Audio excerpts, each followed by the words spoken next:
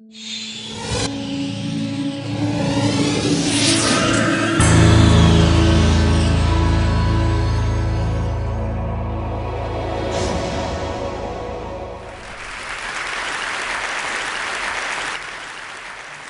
I do, and everything I do professionally, my life, has been shaped by 7 years of work as a young man in Africa.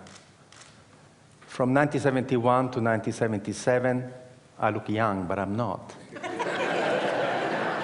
I worked in Zambia, Kenya, Ivory Coast, Algeria, Somalia, in projects of technical cooperation with African countries. I worked for an Italian NGO. And every single project that we set up in Africa failed.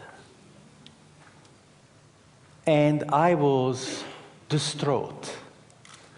I thought, age 21, that we Italians were good people and we were doing good work in Africa. Instead, everything we touched, we killed. Our first project, the one that has inspired my first book, Ripples from the Zambezi, was a project where we Italians decided to teach Zambian people how to grow food. So we arrived there with Italian seeds in southern Zambia, in this absolutely magnificent valley, going down to the Zambezi River, and we taught the local people how to grow Italian tomatoes and zucchini. And of course, the local people had absolutely no interest in doing that, so we paid them to come and work, and sometimes they would show up. And we were amazed that the local people in such fertile valley would not have any agriculture. But instead of asking them how come they were not growing anything, we simply said, thank God we're here. Just in the nick of time to save the Zambian people from starvation. And of course, everything in Africa grew beautifully, and we had these magnificent tomatoes. In Italy, a tomato would grow to this size, in Zambia, to this size. And we could not believe. And we were telling the Zambians, look how easy agriculture is. When the tomatoes were nice and ripe and red, overnight, some 200 hippos came out from the river and they ate everything. And we said to the Zambians, my God, the hippos! And the Zambians said, yes, that's why we have no agriculture here. Why didn't you tell us? You never asked. I thought it was only us Italians blundering around Africa, but then I saw what the Americans were doing, what the English were doing, what the French were doing, and after seeing what they were doing, I became quite proud of our project in Zambia, because you see, at least we fed the hippos. You should see the rubbish. You should see the rubbish that we have bestowed on unsuspecting African people. You want to read the book? Read Dead Aid by Dambisa Moyo, Zambian woman economist. The book was published in 2009. We, Western donor country, have given the African continent $2 trillion American in the last 50 years. I'm not going to tell you the damage that the money has done. Just go and read her book. Read it from an African woman, the damage that we have done. We Western people are imperialist, colonialist, and missionaries. And there are only two ways we deal with people. We either patronize them or we are paternalistic. The two words come from the Latin root pater, which means father. But they mean two different things. Paternalistic, I treat anybody from a different culture as if they were my children. I love you so much. Patronizing, I treat everybody from another culture as if they were my servants. That's why the white people in Africa are called Bwana, boss. I was given a slap in the face reading a book, Small is Beautiful, written by Schumacher, who said, Above all, in economic development, if people do not wish to be helped, leave them alone. This should be the first principle of aid. The first principle of aid is respect. This morning, the gentleman who opened this conference lay a stick on the floor and said, can you imagine a city that is not neo-colonial? I decided, when I was 27 years old, to only respond to people. And I invented a system called enterprise facilitation, where you never initiate anything, you never motivate anybody, but you become a servant of the local passion, the servant of local people who have a dream to become a better person. So what you do, you shut up, you never arrive in a community with any ideas, and you sit with the local people. We don't work from offices. We meet at the cafe. We meet at the pub. We have zero infrastructure. And what we do, we become friends. And we find out what that person wants to do.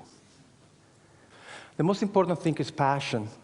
You can give somebody an idea. If that person doesn't want to do it, what are you going to do? The passion that the person has for her own growth is the most important thing. The passion that the man has for his own personal growth is the most important thing.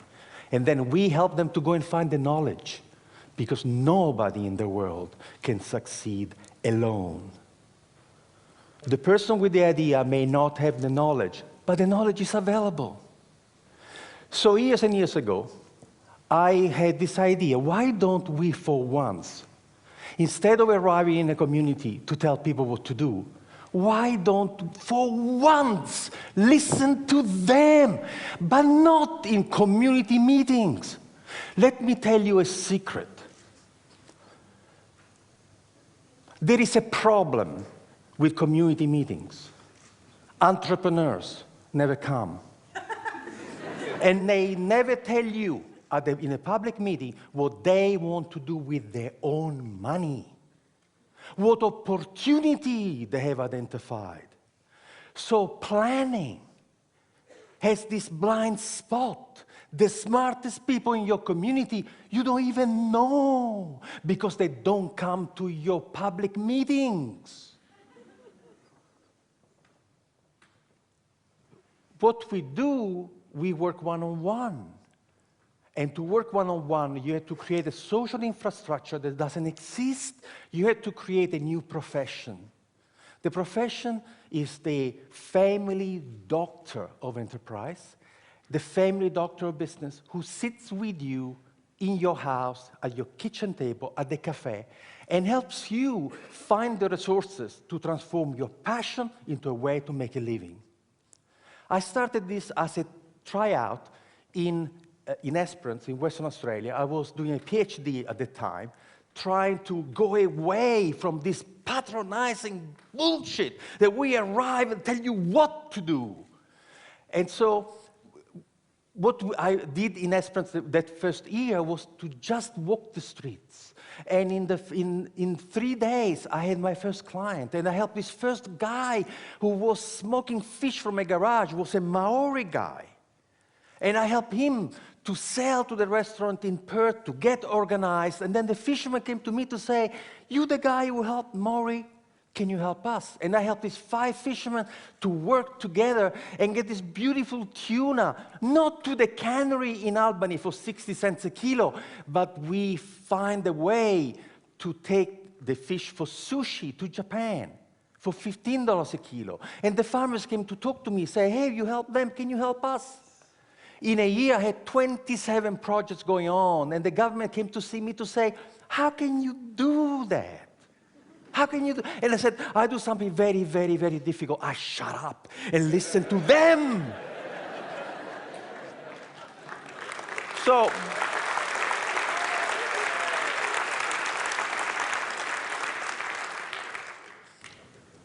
the government says, do it again.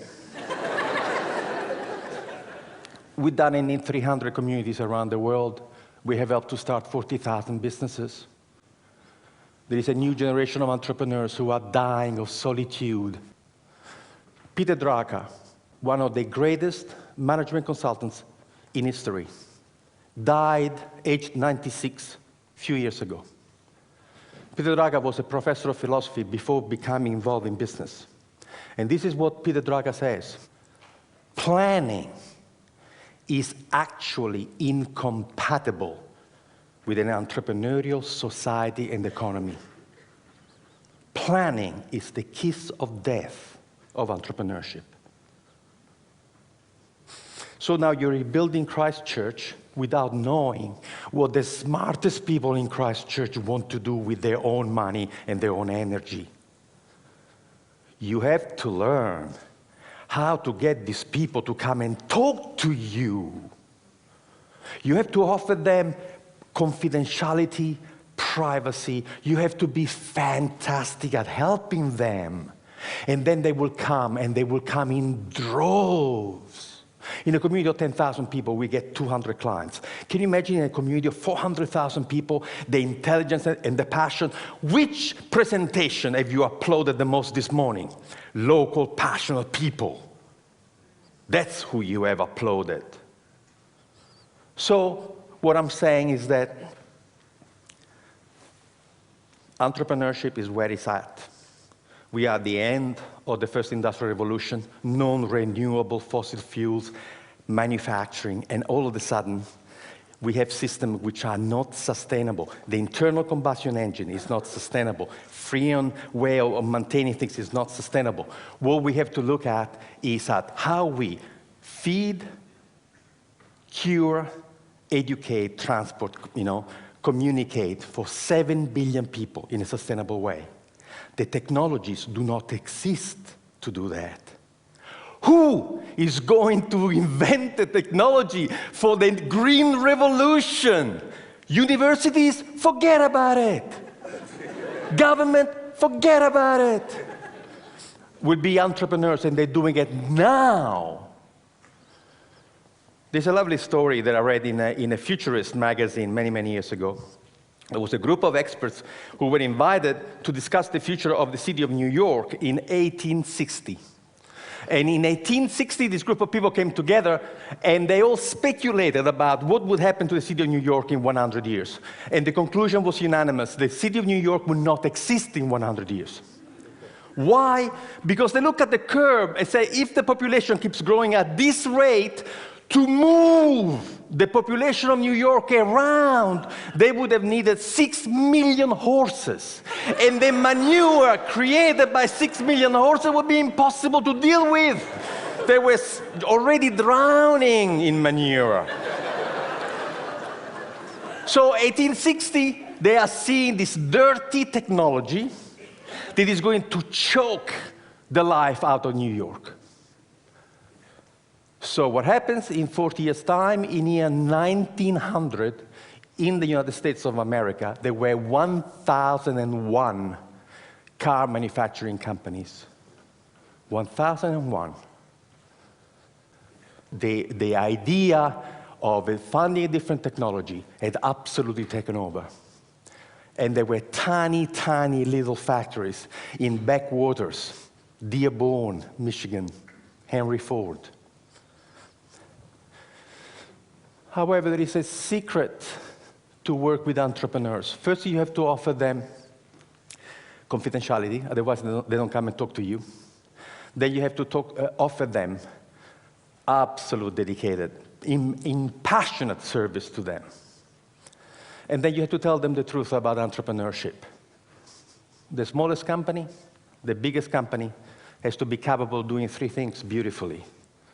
The product that you want to sell has to be fantastic. You have to have fantastic marketing. And you have tremendous financial management. Guess what?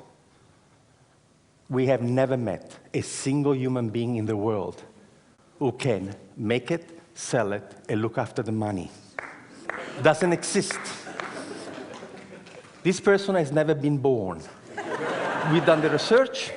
And we have looked at the 100 iconic companies of the world: Carnegie, Westinghouse, Edison, Ford, all the new companies, Google, Yahoo. There's only one thing that all the successful companies in the world have in common. Only one. None was started by one person. Now we teach entrepreneurship to 16 years old in Northumberland, and we start the class by giving them the first 2 pages of Richard Branson's autobiography, and the task of the 16 years old is to underline in the first 2 pages of Richard Branson's autobiography how many times Richard uses the word I, and how many times he uses the word we. Never the word I and the word we, 32 times. He wasn't alone when he started. Nobody started a company alone. No one.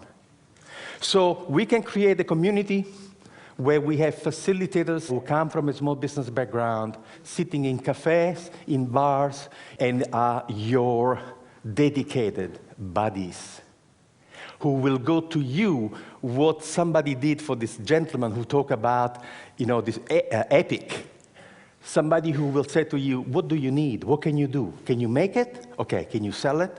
Can you look after the money? Oh, no, I cannot do this. Would you like me to find you somebody? We activate communities.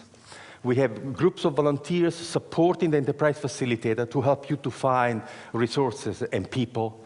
And we have discovered that the miracle of the intelligence of local people is such that you can change the culture and the economy of this community just by capturing the passion, the energy, and imagination of your own people.